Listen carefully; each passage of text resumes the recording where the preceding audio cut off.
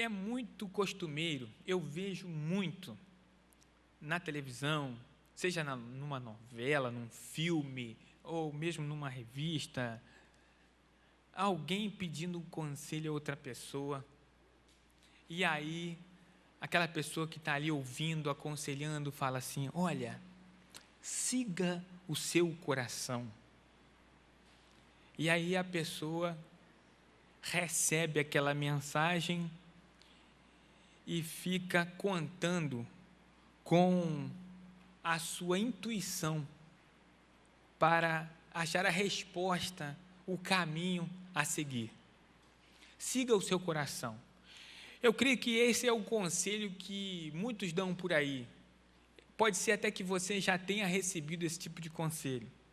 Pode ser até que essa seja a sua fórmula para viver, seguindo alguma diretriz que você busca lá dentro de si. Mas será que contar com a intuição é seguro? Será que o único recurso disponível para você conduzir a sua vida é a sua intuição, é o seu coração? Eu acho que quem pode melhor responder essa pergunta é o fabricante, não é mesmo? Aquele que nos fez. Ele vai poder responder essa pergunta. Então, vamos ver hoje várias passagens bíblicas. Não é um texto único, não é um estudo, uma leitura assim, de um texto único. Essa mensagem está baseada em diversos versículos, mas o primeiro deles está em Provérbios 30, versículo 20.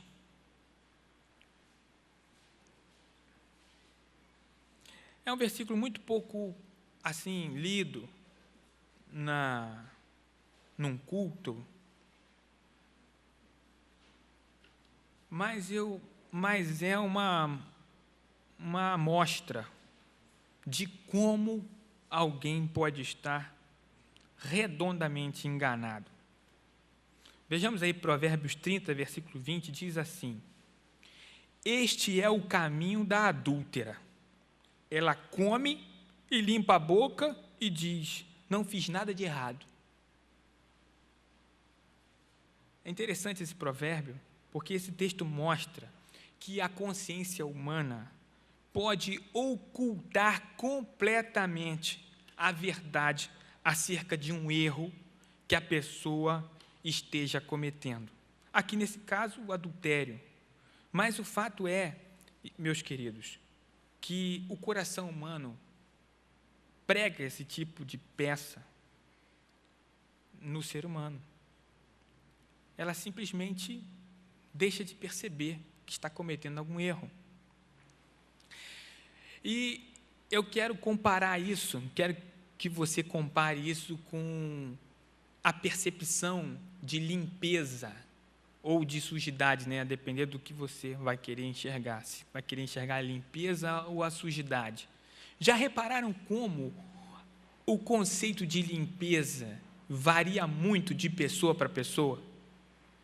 Para uns algo está limpo, para outros nem tanto, e para outros está imundo, não é? O conceito de limpeza é muito relativo de pessoa para pessoa. Há um tempo atrás eu vi uma reportagem de uma menina no Oriente, lá, não sei se era Iraque, num país assim, que ela vendia pães, que ela cozinhava, e ela usava uma panela, assim, parecia ser de alumínio, e sabe como ela limpava a panela? Ela pegava a areia do chão, jogava a areia dentro da panela e esfregava as mãozinhas sujas naquela areia, na panela, e a areia, quartzo, ia removendo a superfície do alumínio, até o alumínio ficar brilhoso.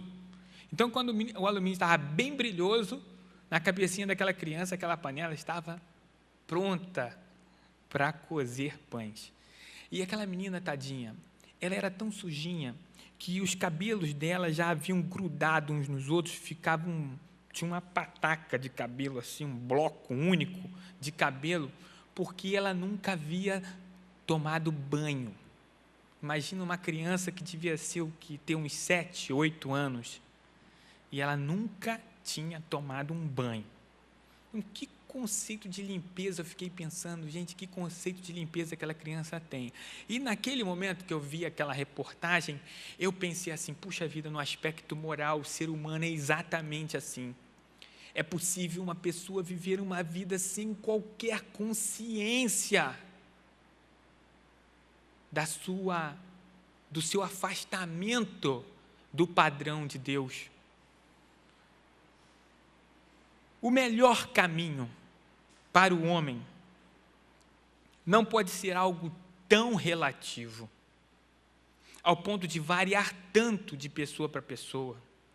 Por isso, eu quero desafiar você a pensar, sair da sua zona de conforto. Eu quero te provocar a você colocar em prova o seguinte: será que existe um caminho ainda melhor do que o caminho que você já conseguiu imaginar para a sua vida? Será que não tem algo melhor que você ainda não esteja percebendo? Talvez você esteja pensando assim, pô, eu estou bem, eu estou numa boa, estou me sentindo bem, minha vida não tem nada me acusando, eu estou numa boa. Mas será que você não tem algo melhor para você? Coloca essa interrogaçãozinha aí no seu coração, por favor. Pense nisso agora. Comparando com essa percepção de limpeza, talvez você até se perceba, do ponto de vista moral, limpinho. Mas quem sabe você desconhece a contaminação microbiológica. Talvez você está vendo macroscopicamente a sua vida.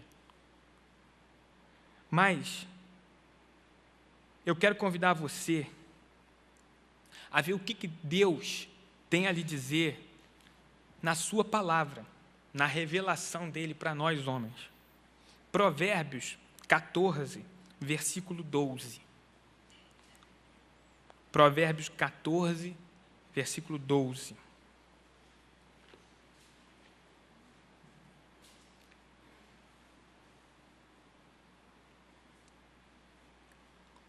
Diz assim: há caminho que ao homem parece direito, mas o fim dele são os caminhos de morte.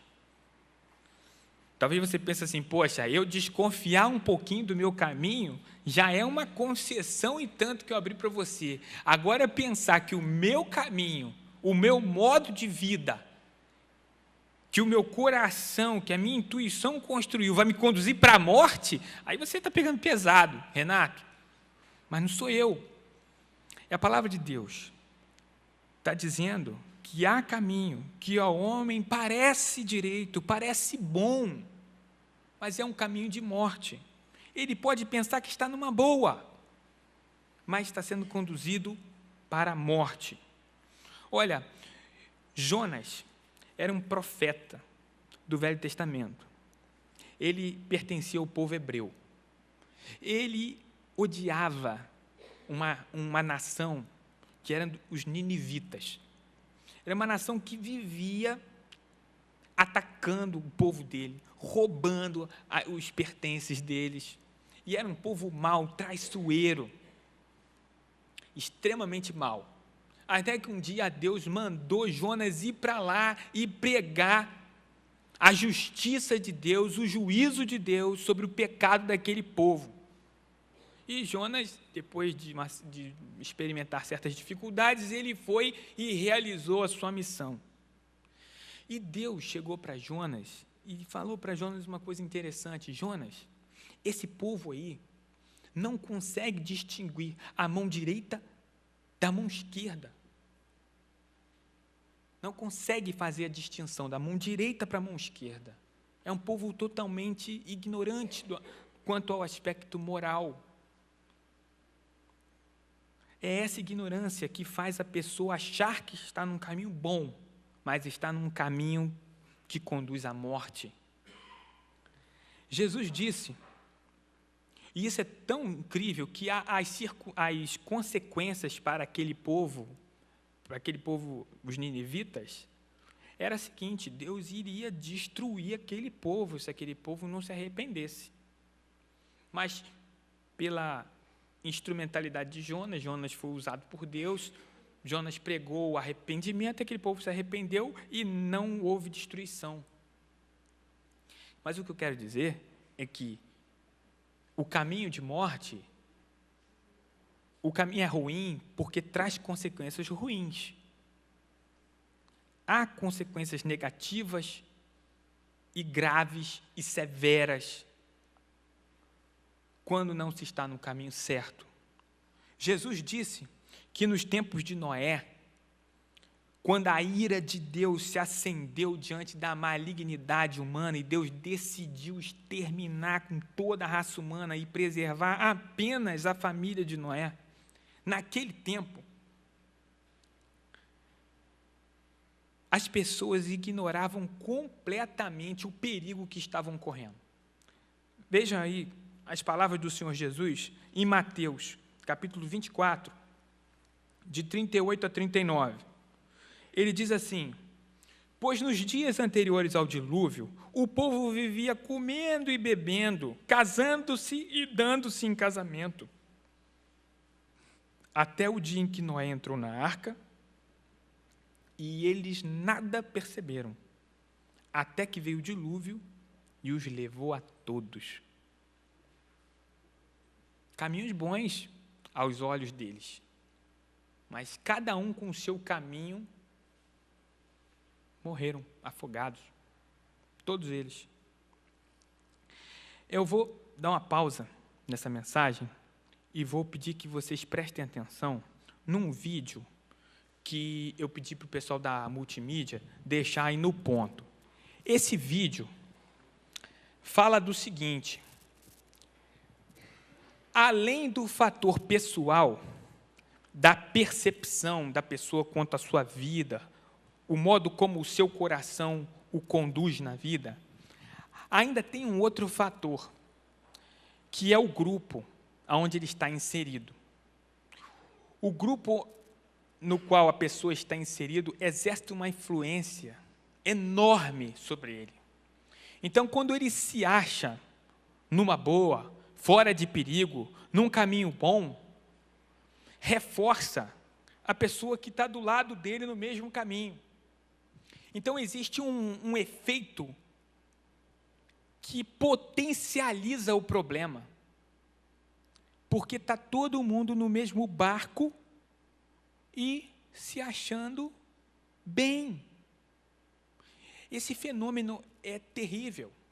E para dar esse alarme na sua consciência, nós vamos ver esse vídeo. Esse vídeo é o seguinte: não tem nada de Bíblia, está falando desse fenômeno de pessoas influenciando o indivíduo. Esse vídeo tem a ver com segurança da nossa integridade física. Ele fala de incêndio, segurança contra incêndio. Pessoas que morreram sufocadas por fumaça, porque não reagiram no tempo necessário para se salvar, porque estavam achando que a coisa não era tão grave assim, que não havia um risco tão grave e iminente assim. E por conta disso, eles morreram. Então ficaram pensando, ficaram estudando como pode pessoas, diante de um perigo, não reagir. E foram estudar o comportamento humano e chegaram a essa conclusão aí que eu quero que vocês vejam e pasmem com isso que vocês vão assistir. Por favor.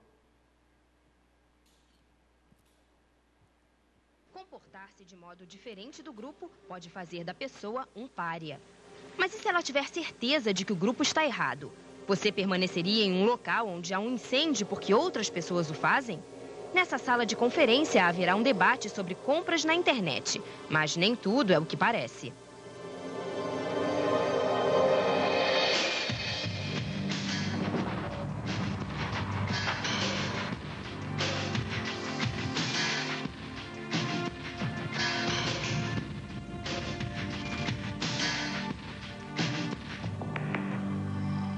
Aqui foram instaladas 4 câmeras e 6 microfones secretos. O professor de psicologia, Dominic Abrams, acompanhará tudo da nossa sala de controle, que fica ao lado.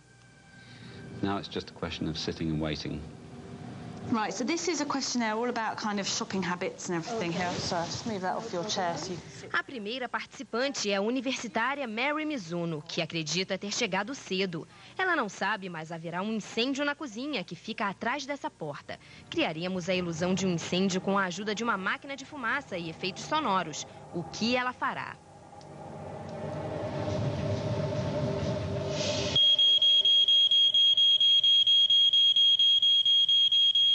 She's now noticed the smoke and is concerned. Vou ler para vocês. Ela notou a fumaça e começa a reagir ao sinal sonoro. She decides to investigate to find out what's going on. Então decide descobrir o que está She's havendo. immediately taken responsibility for figuring out Imediatamente what to do. pensa no que fazer.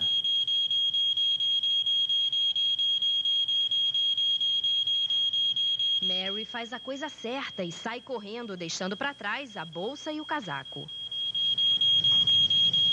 As I've never been in a fire situation before, I tried to remember the kind of Nunca things that you're estive em um supposed to do, incêndio. so I left my Tem stuff que lembrar o que se and deve just fazer went nesse momento. out. Mas Mary estava deixei meus pertences e sozinha. fui embora. Dessa vez, contratamos 7 atores para tomarem parte na experiência. Eles foram instruídos a não fazerem nada quando virem a fumaça. A segunda participante, também uma universitária, é Lauren Heffernan. O que ela fará? In this situation, she'll be following a script. The script is partly written in her mind. It's a script which is borrowed from things like sitting exams. Most situations like this have some element of expected or scripted behavior. Ele está Mas o falando que que a pessoa vai acontece seguir um quando padrão tornamos que uma já está situação um formatado pouco na mente comum da pessoa. bastante incomum? Por enquanto, nada. Então, despertamos sua atenção. Quanto tempo ela levará para ir embora?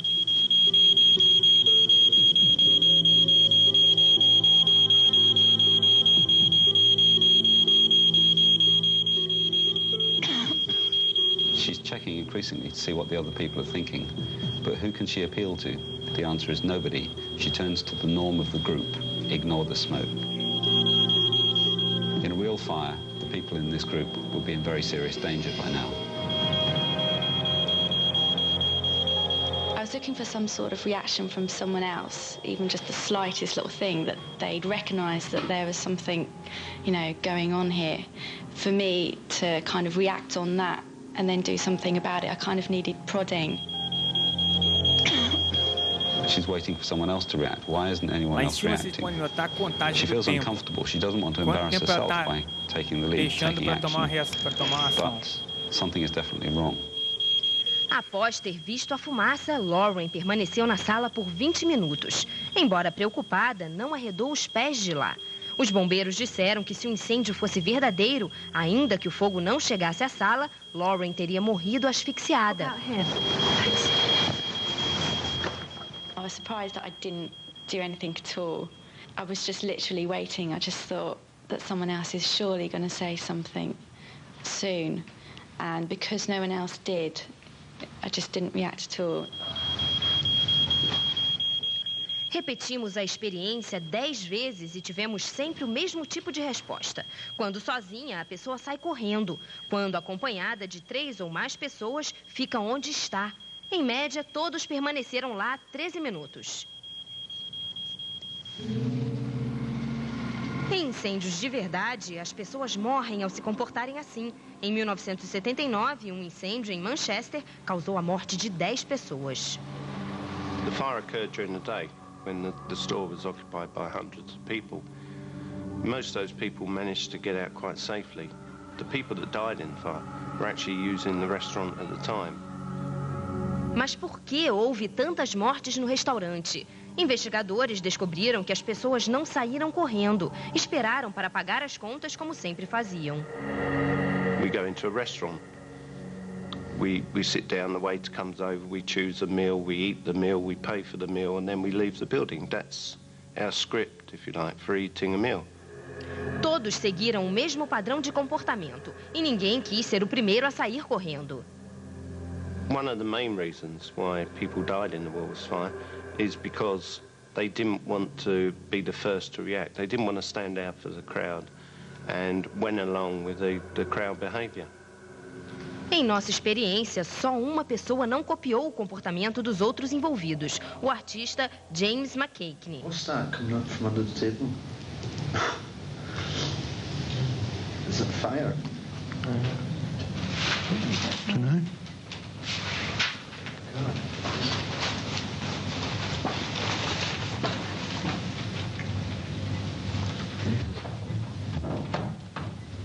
There's a fire.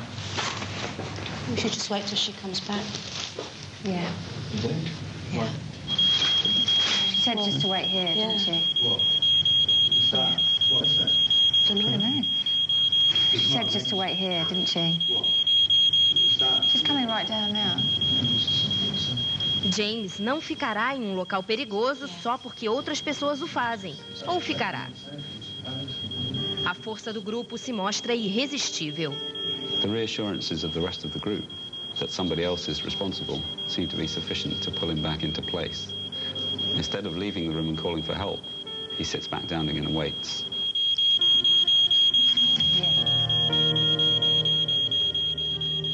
Now everybody's looking at the smoke, but in some ways that gives the group even more influence. After all, if everybody can see the smoke and no one's panicking, well, it would be crazy for him to do it too.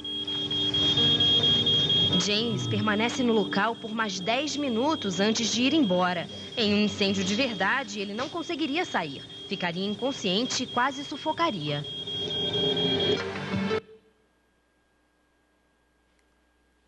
Obrigado. Bom, não é chocante isso? Pessoas, diante do perigo, não reagem pelo simples fato de não encontrarem pessoas reagindo de igual forma ao lado dele.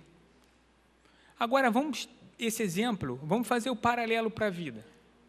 Para a vida na questão da vontade de Deus, no aspecto moral, quanto à sua salvação. Há pessoas, vendo as outras pessoas tão tranquilas, quanto às suas vidas, quanto às suas crenças, quanto ao que o seu coração está clamando, que ele simplesmente não reage. Quebrar isso é difícil. Você viu aquele último artista? Aquilo ali foi um experimento, foi uma experiência real. Aquele sujeito, ele ia lá na fumaça, voltava, mas como ninguém estava reagindo, ele não resistiu à força do grupo e tornou a sentar-se e ficar lá esperando para morrer junto com os outros, se fosse um incêndio real. Meu querido, será que o caminho que você está seguindo por influência dos outros? Porque você está vendo as pessoas que você ama do seu lado? Veja o que a palavra de Deus diz. O caminho que ao homem parece bom, mas no final é um caminho de morte. O coração do homem é enganoso. Vamos ver aí em Jeremias 17:9. Jeremias 17:9 diz assim: o coração é mais enganoso que qualquer outra coisa, e sua doença é incurável. Quem é capaz de compreendê-lo? Agora, por que será que o coração do homem é assim, tão enganoso? O que houve? A palavra de Deus também responde essa pergunta. Existe um vilão nessa história. Esse vilão, ele veio para enganar e roubar e destruir. Lá no Evangelho de João, capítulo 10, versículo 10, está lá registradas as palavras do Senhor Jesus, que diz assim: o ladrão vem apenas para roubar, matar e destruir. Eu vim para que tenham vida e a tenham com abundância.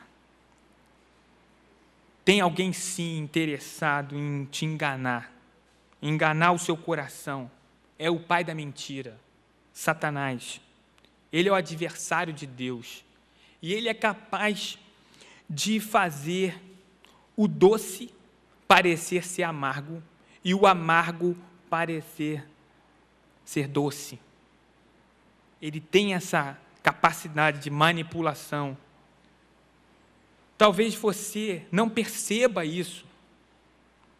Talvez você não perceba que os seus pecados podem acarretar terríveis males à sua vida. E eu vou relatar alguns deles para você. Quais são os perigos que você está sujeito? Primeiro, o pecado te afasta da comunhão com Deus. Em Romanos 3:23 diz que todos pecaram e por isso estão afastados da glória de Deus. O ser humano é pecador, todos pecaram e por isso estão afastados da glória de Deus. Não é possível ao homem natural estar em comunhão com o seu Criador, que é perfeito, que é puro, que é santo. O pecado também, ele causa a morte.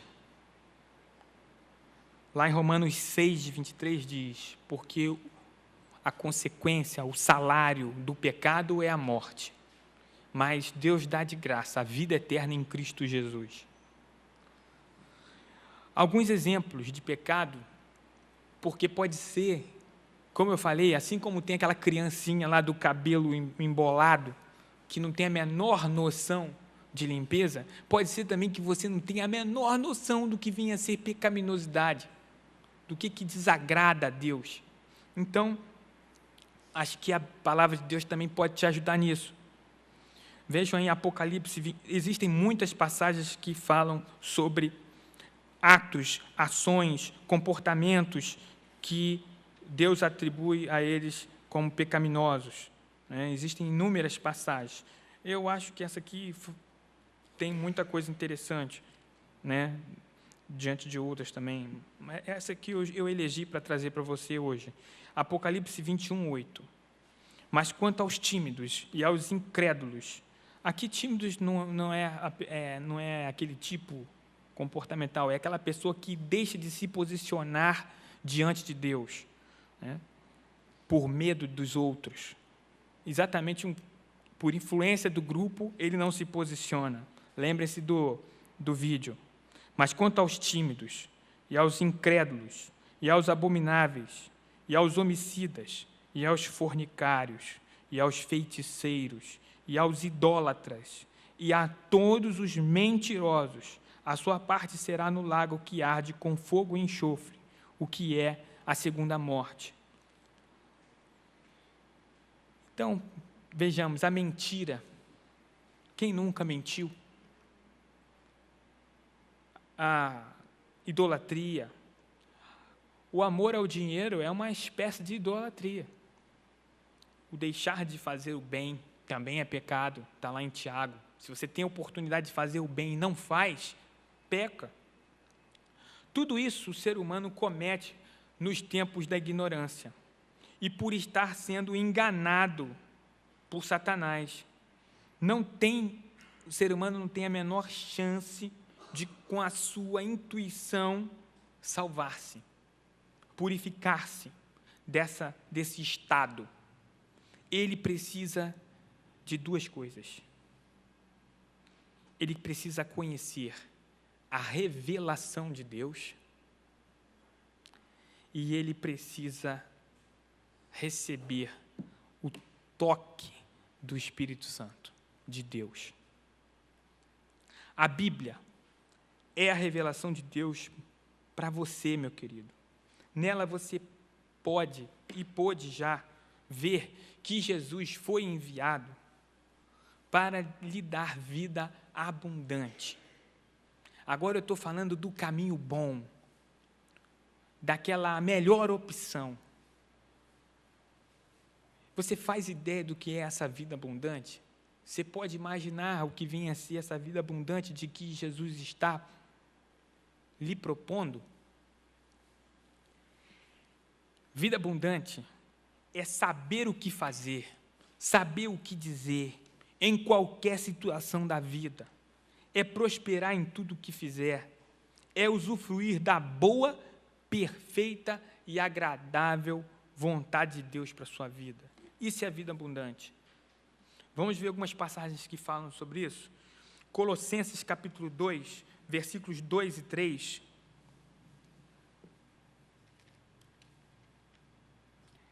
fala de onde vem a fonte de sabedoria de alguém que tem essa vida abundante. Colossenses capítulo 2, versículos 2 e 3. Para que os seus corações sejam consolados e estejam unidos em amor e enriquecidos da plenitude da inteligência, para conhecimento do mistério de Deus, que é Cristo, em quem estão escondidos todos os tesouros da sabedoria e da ciência. Você quer ter sabedoria, meu querido? Você quer saber as coisas? Você quer ter as respostas? Em Cristo Jesus estão escondidos todos esses tesouros. Ele é a fonte de todas as respostas para todos os questionamentos. Está lá em Cristo Jesus. Lucas 21, 14 e 15. O Senhor Jesus estava falando para os seus discípulos e ele prepara os seus discípulos para os embates que eles teriam, as confrontações que aqueles discípulos teriam com as outras pessoas que ainda estariam na ignorância, no engano de suas vidas. E olha a promessa que o Senhor Jesus faz aos seus discípulos, lá em Lucas 21, 14 e 15. Proponde, pois, em vossos corações não premeditar como a vez de responder, porque eu vos darei boca e sabedoria, a que não poderão resistir nem contradizer todos quantos se vos opuserem. Você quer ter esse posicionamento imbatível? Respostas plausíveis, razoáveis, para sustentar o seu posicionamento diante da sociedade e convencer as pessoas?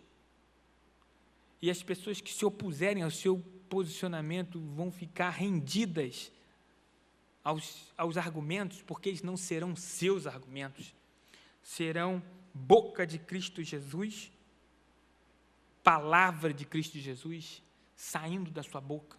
Essa é a vida abundante. Essa é a vida abundante que Jesus está te oferecendo. Outro aspecto dessa vida abundante é ter a certeza da salvação, por já pertencer a Cristo Jesus. Lá em Romanos 8, versículo 1 e o versículo 16, diz assim: portanto, agora nenhuma condenação há para os que estão em Cristo Jesus, que não andam segundo a carne, mas andam segundo o Espírito. E o versículo 16, o mesmo Espírito, Espírito Santo, testifica com o nosso Espírito que somos filhos de Deus. Então há uma confirmação. O Espírito Santo fala com o espírito da pessoa e dá a ela a confirmação de que ela agora é filha de Deus. Que certeza maravilhosa de estar salvo. Você tem essa certeza, meu querido? Você tem essa certeza de que quando você deixar essa vida, aonde você estará? No além? Pois todo aquele que entregou a sua vida a Jesus, usufrui dessa certeza. Olha que caminho maravilhoso Jesus abriu para você. É vencer a morte e ter certeza da vida eterna. Em 1 Coríntios 15, versículos 55 e 57, diz assim: onde está, ó morte, o teu ferrão, o teu aguilhão? Onde está, ó inferno, a tua vitória?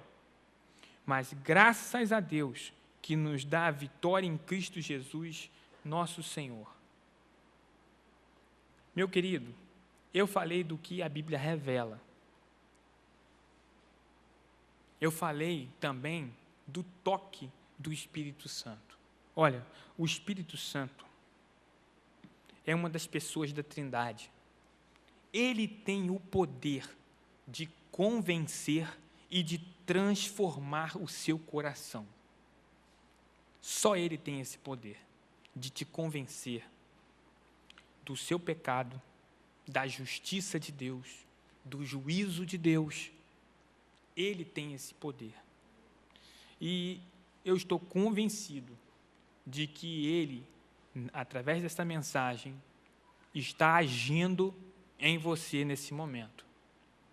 Lá no Evangelho de João, capítulo 16, 7 e 8, diz assim: o Senhor Jesus estava falando com os seus discípulos e estava dizendo que ele já estava chegando perto da hora dele partir e deixar os seus discípulos. E ele estava dizendo para os seus discípulos que quando ele partisse, ele deixaria o Consolador, que é o Espírito Santo. E olha o que ele diz para os seus discípulos acerca desse Consolador. Mas eu vos digo a verdade, convém-vos que eu vá, porque se eu não for, o Consolador não virá para vós outros. Se, porém, eu for, eu vou-lo enviarei. Quando ele vier, convencerá o mundo do pecado, da justiça e do juízo. Meu querido, para concluir, então, eu vou fazer novamente a pergunta. Vou reformular a pergunta. Siga o seu coração. Será? Claro que não, né? Nada de seguir seu coração. Siga a revelação de Deus, a palavra de Deus, e experimente o toque do Espírito Santo. Deixe o Espírito de Deus convencer você. Veja que risco que você está correndo. Você está embarcado numa sala onde está todo mundo enganado. E hoje o Espírito de Deus está falando, tem perigo aí no seu caminho. O seu coração está te traindo. Abandone essa vida que vai conduzi-la para a morte. E venha para Cristo Jesus. Entregue sua vida a Cristo Jesus. Esta é a mensagem do Espírito Santo para você. E só você pode, entre aspas, levantar da cadeira e sair dessa vida. Ignorar as vozes enganosas do seu coração e receber, abraçar a voz do Espírito Santo de Deus. Só você pode fazer isso por você. E a minha oração sincera